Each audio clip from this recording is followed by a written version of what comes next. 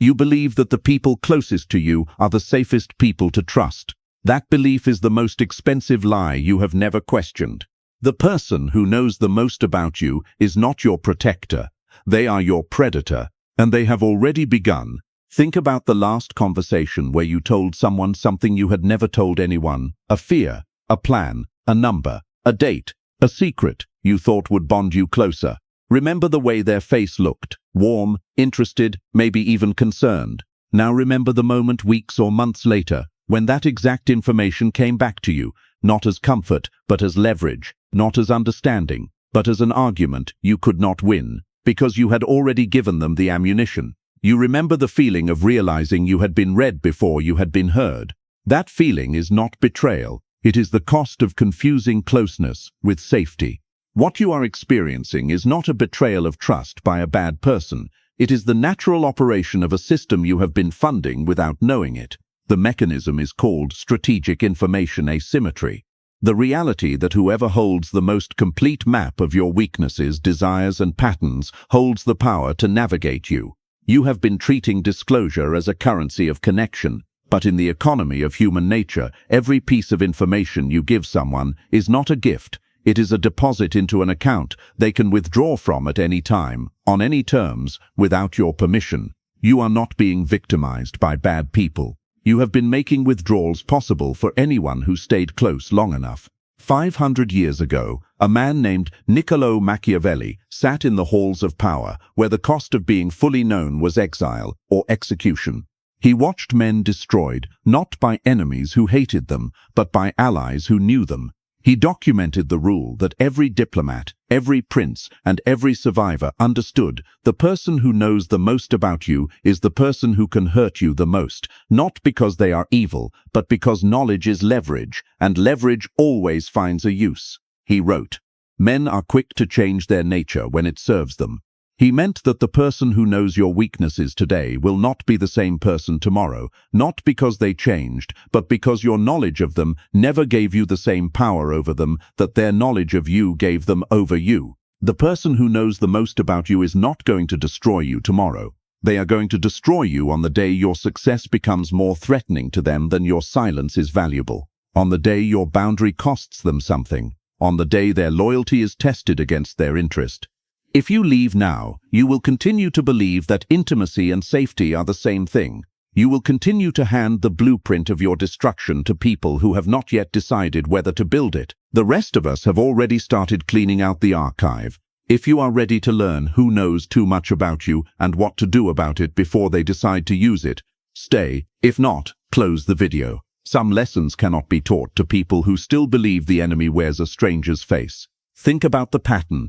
You meet someone, you feel a connection, you want to deepen it, and the way you know to deepen it, the only way you have ever been taught, is to disclose, to reveal, to open the door a little wider each time, until suddenly the person standing in your living room has the keys to every room in the house. You did this, not them. You opened the door, you handed over the map, you treated disclosure as the currency of closeness, without ever asking what the exchange rate was.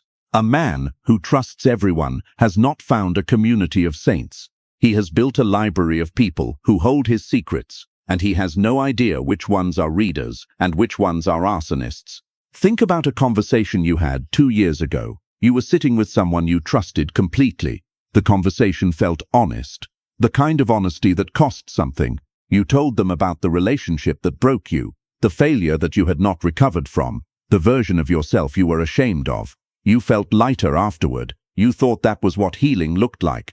Now think about the argument you had with that same person 14 months later, and remember the specific line they used, the one that landed differently from everything else, the one that found the exact gap in your armor without appearing to aim. They did not invent the weapon in that moment. You handed it to them 2 years earlier. In the honest conversation, in the room with the warm light, Machiavelli observed this pattern in the courts of Florence, where the cost of being fully known was not embarrassment, it was exile, imprisonment, or death. He watched men destroyed, not by enemies who hated them, but by allies who knew them. He wrote, "Men are quick to change their nature when it serves them." He meant that the person who knows your weaknesses today will not be the same person tomorrow, not because they changed, but because your knowledge of them never gave you the same power over them that their knowledge of you gave them over you. The asymmetry is built into the architecture of the relationship from the first disclosure. The man who disclosed and the man who received the disclosure do not hold equivalent positions. They never did. The moment you opened, you created an imbalance that cannot be corrected by asking them to open in return. Their disclosure of their own vulnerabilities does not neutralize your vulnerability. It simply means you both hold files on each other, and the question then becomes, whose file is more complete? Whose file is more accurate? Whose file was assembled with more care? Usually the answer is yours, because you disclosed with warmth and trust. And warmth and trust produce more complete intelligence than deliberate investigation ever could. We are not here to live in paranoia. We are here to operate with precision. There is a difference between being closed and being strategic. The closed man is afraid of exposure. The strategic man knows exactly what exposure costs and chooses what to spend. Here are the 5 categories of information that, once disclosed, permanently shift the power balance in any relationship. You have likely given away every one of them to multiple people. The first, your unsecured future plans.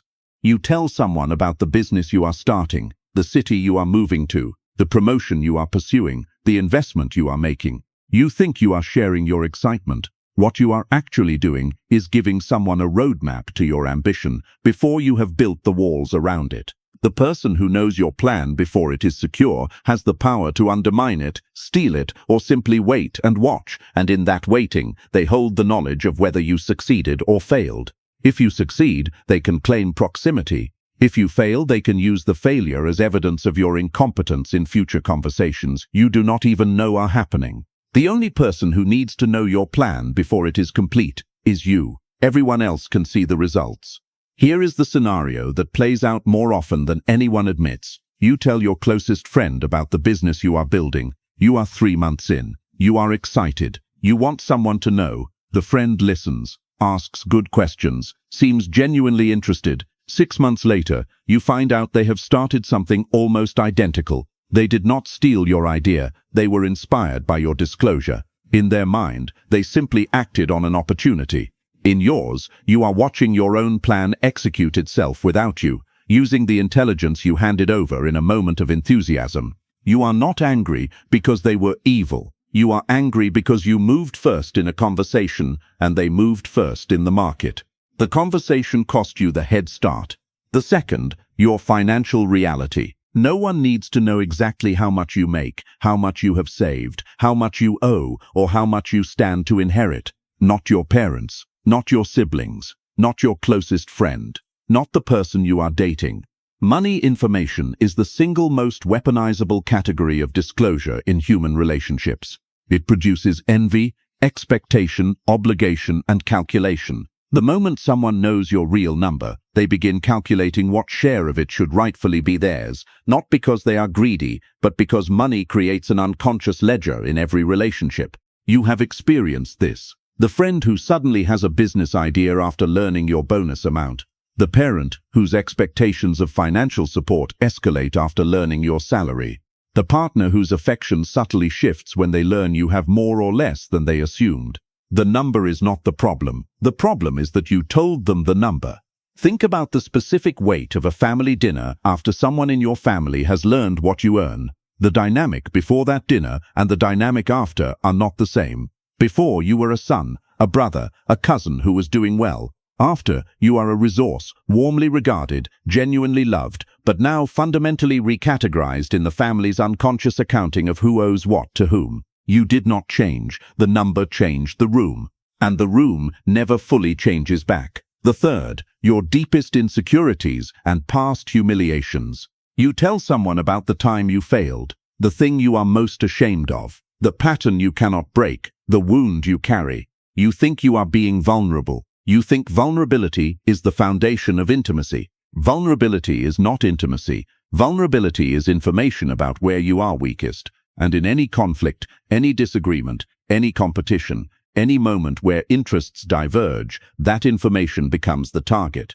The person who knows your deepest insecurity does not need to invent a weapon. You handed them one. And the most dangerous part, is that you will never know when they use it. They will not attack openly. They will press exactly at the point where you are most likely to doubt yourself, retreat, or capitulate, and you will never connect it to the conversation where you told them about your father's disappointment, your first business failure, your fear of being seen as inadequate. You told them the story. They filed the weapon.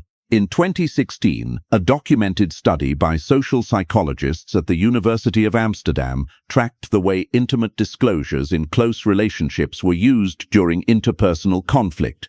The finding was not that people deliberately weaponize what they are told. The finding was that under stress, people automatically reach for the most precise available tool, and in close relationships, the most precise available tool is almost always something the other person disclosed voluntarily in a moment of trust. The weapon was not preloaded with malice, it was preloaded with your truth, and your truth, in someone else's hands under pressure, becomes whatever argument wins the moment.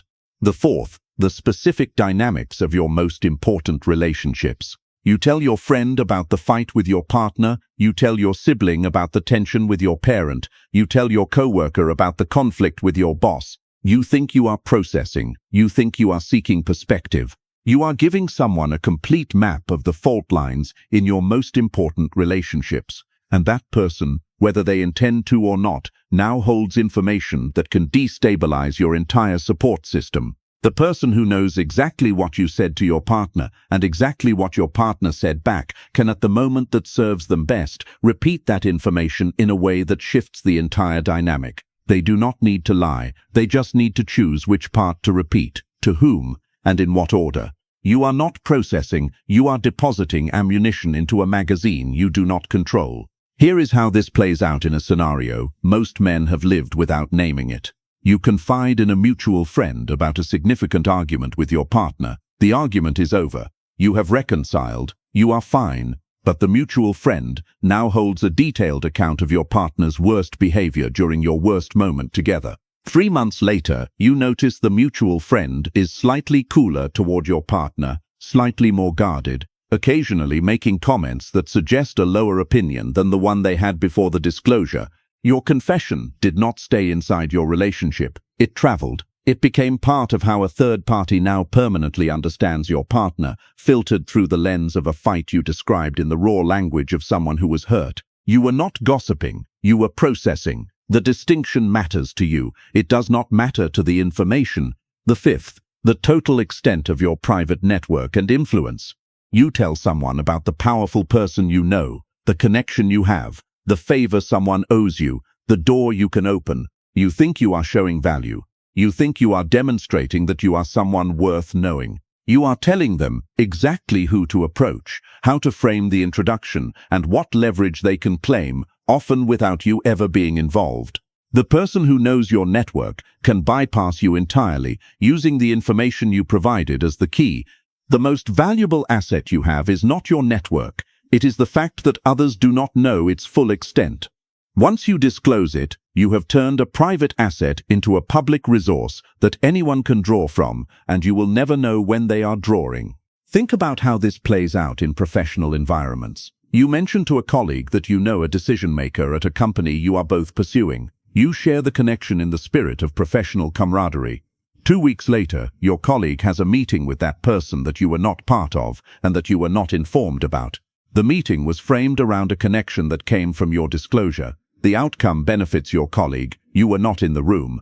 You provided the door and they walked through it alone. They did not steal your connection. They used the map you gave them. You gave them the map in a conversation that felt like building trust. Now there is a mechanism operating beneath all of this that is more dangerous than any single disclosure. When someone intends to use your information against you, whether consciously or unconsciously, they do not simply act. They build a social narrative that will justify the action before it occurs.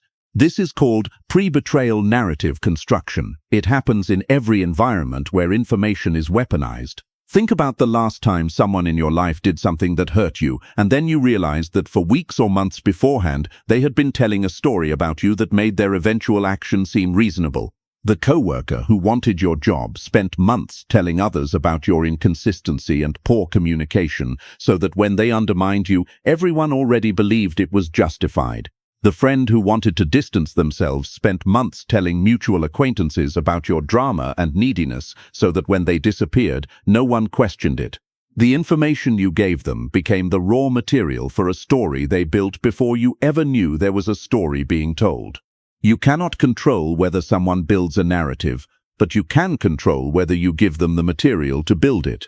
Here is what the pre-betrayal construction looks like from the inside of it, from the perspective of the person who is about to be used. Everything feels normal. The relationship feels fine. There is no visible sign that something is being assembled. The warmth seems genuine. The interactions seem ordinary. There is no obvious shift in behavior that would alert you to what is being built in other conversations. The construction does not announce itself. It happens in rooms you are not in. It uses the words you said, the failures you disclosed, the wounds you revealed, and it reframes each one for an audience that is being quietly prepared to receive your eventual diminishment as something that makes sense. By the time the action comes, the narrative is already complete. You are not being surprised. You are being executed on a plan that started the day you handed someone enough material to begin writing the story. Let me give you an example of how this plays out in daily life. Imagine you tell your brother that you are saving for a house. You give him the exact number. You tell him the timeline. You share your excitement. 6 months later, your parents ask you why you have not helped your brother with his credit card debt. You are confused. You never discussed this. Your brother explains to the whole family that since you are sitting on a pile of cash for a house you have not bought yet, the least you could do is help him out of a hole he dug himself. You are now the villain in a story your brother wrote using the numbers you handed him. He did not need to lie. He just needed to reframe your savings as hoarding, your timeline as selfishness, and his debt as your responsibility. You are not angry because he betrayed you. You are angry because you handed him the blueprint for exactly how to make you look bad in front of your entire family. And you cannot take it back. Here is another version of this that plays out in professional environments. You are in a performance review cycle at your company. In the months before, you had several honest conversations with a colleague you considered a friend, conversations about your frustrations with leadership, your concerns about the direction of the company, your private assessment of certain decisions that had been made.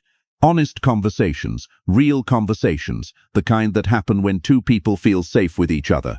The review arrives, the feedback from your colleague, solicited as part of a 360-degree process, contains specific, precise language that mirrors your own private concerns, but delivered not as support, delivered as evidence of your misalignment with the company's direction. Your own doubts, expressed in your own words, are now in writing as someone else's observation of your limitations. You did not get undermined by an enemy. You got undermined by the record you created in the conversations you thought were confidential. This pattern is not new. It is not a product of modern social dynamics. It is as old as human organization. In the court of Louis XIV, nobles competed for the king's favor by any means necessary. The most effective strategy was not to attack an enemy directly, it was to cultivate the enemy's confidants. A noble would befriend the person who knew the target's secrets, extract those secrets over wine and flattery, and then deliver them to the king at the precise moment when the target was most vulnerable. The confidant was not a traitor. The confidant was simply someone who had been trusted and whose trust had been traded. In Renaissance Florence, Machiavelli documented a case where a respected merchant was ruined not by a rival businessman, but by his own cousin. The cousin had been the merchant's closest confidant for 20 years. He knew every deal, every debt, every secret arrangement. When the cousin needed money to cover his own gambling losses, he sold that information to the merchant's competitors. The merchant never recovered. The cousin did not hate him. The cousin simply had access to something valuable, and when the price was right, access became currency. Machiavelli wrote, "The wish to acquire is in truth very natural and common, and men always do so when they can." He meant that the desire to gain advantage is not evil, it is human, and the person who knows the most about you is the person best positioned to acquire that advantage, not because they planned to hurt you, but because when the opportunity arose, the information was already in their hands. In 2013, a high-profile corporate case in the technology sector became a documented study in exactly this mechanism. A co-founder of a growing startup had, over the preceding 2 years, shared the company's unreleased product roadmap, strategic pivot decisions, and personal concerns about the company's direction with a trusted advisor who had been part of the founding team. The advisor left the company under amicable terms. 6 months later, a competing product appeared in the market, with features that mapped almost exactly to the startup's unreleased roadmap. The advisor did not hack the company. He did not steal documents. He simply remembered what had been told to him in conversations that felt like trust. The courts ruled there was insufficient evidence of theft. The startup lost 2 years of competitive advantage. The conversations cost more than any breach of security ever could. Think about your current life for a moment. Think about the person who knows the most about you right now. Not the person you trust most, the person who actually holds the most complete picture of your finances, your failures, your fears, your future plans, and your relationships. Now ask yourself, if that person woke up tomorrow with a strong incentive to act against you, what would stop them? Not what you hope they would feel, what would actually stop them? If your answer is nothing, you have just identified the person you need to start managing differently. Knowing the problem is not enough. You need the correction. First, stop treating disclosure as intimacy. Intimacy is not measured by how much you have told someone.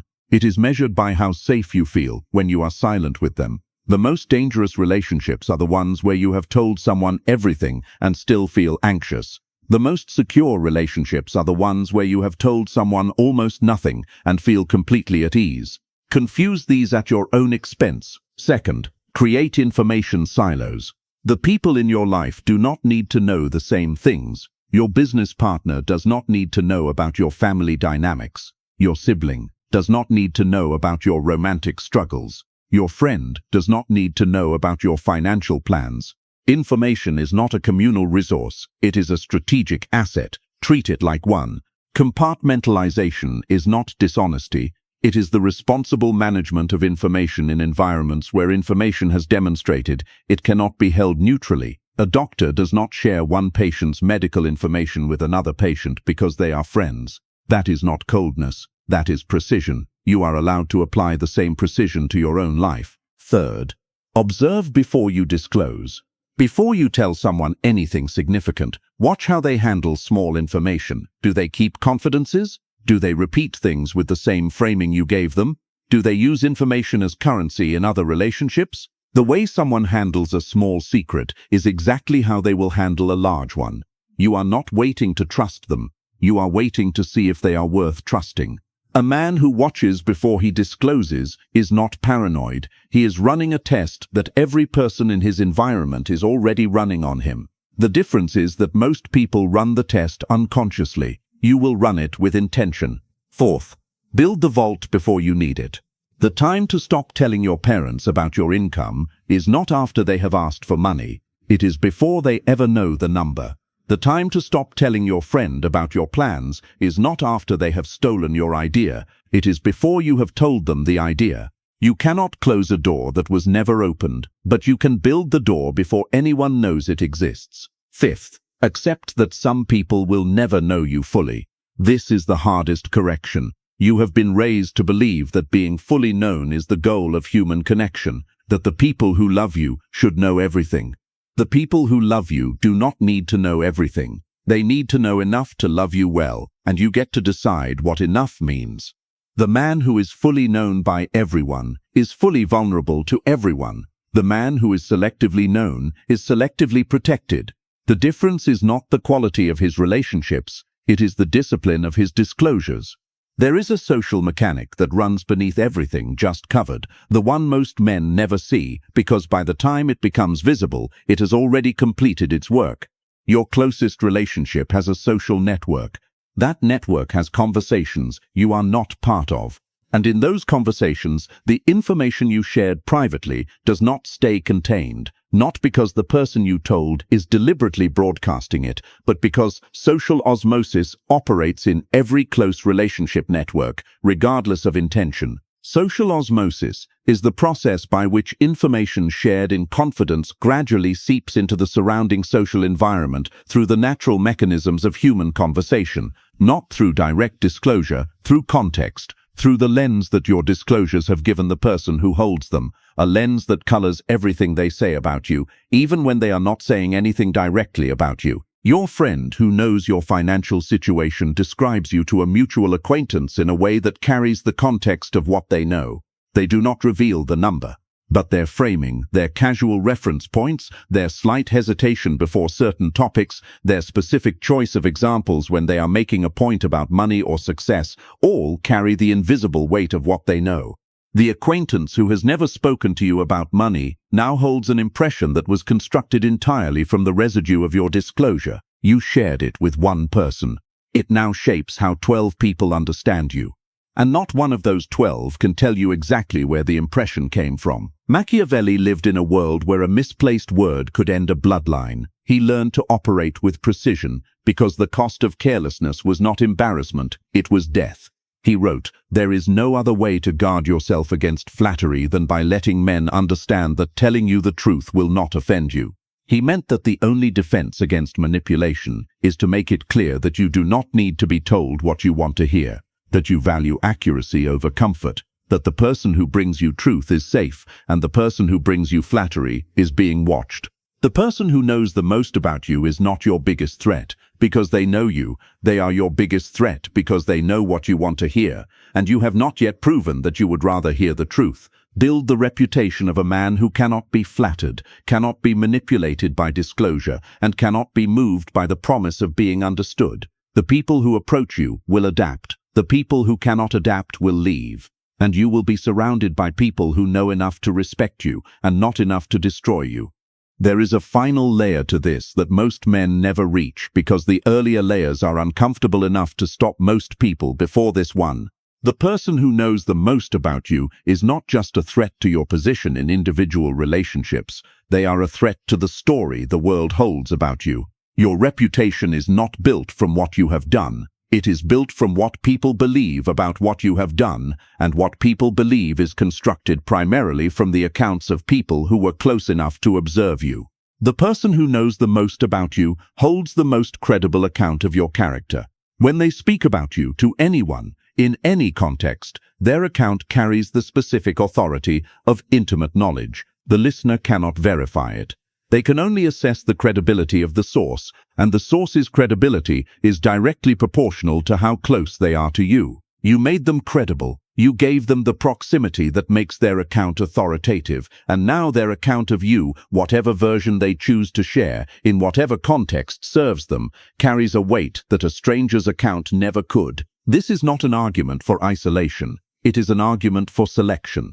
Choose who gets close. Not based on how they make you feel in the best moments, based on what they would do with what they know in the worst ones. That is the standard. Apply it before the closeness is built, because once it is built, the decision has already been made. If this video landed on something real, if you felt the specific discomfort of recognizing yourself in the patterns just examined, hit the like button.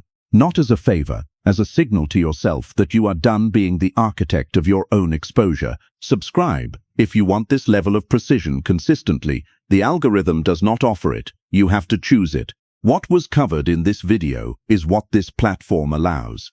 If you want access to the full operational framework for information control, the specific protocols for identifying who is actively building a file on you before they have finished building it, the tiered disclosure system that allows you to build genuine intimacy without building exploitable vulnerability, and the dark psychology of vulnerability performance, the documented pattern in which certain people engineer the conditions that make you want to disclose precisely the information they need, click the join button below. Inside, we go into the mechanics that this format cannot contain. The specific behavioral signals that tell you in real time whether someone is connecting or collecting. The counterintelligence principles that powerful people have applied to close relationships for centuries and that no self-help framework has ever named directly. The exact conversation architecture for reducing the information held by people who currently hold too much without triggering the defensive response that makes a partial withdrawal more dangerous than the original disclosure. The men inside already know why they pressed it. The circle is small because that is what keeps what lives inside it worth having. Comfort is abundant. Precision is rare. The fact that you chose precision tonight, that you sat in the specific discomfort of seeing accurately rather than looking away, tells me something about how you are built. Do not let tonight be education without application. The person who knows the most about you has not forgotten anything they know. But every conversation from this point forward is a decision you are now making consciously rather than by default. The vault does not build itself. Go build it.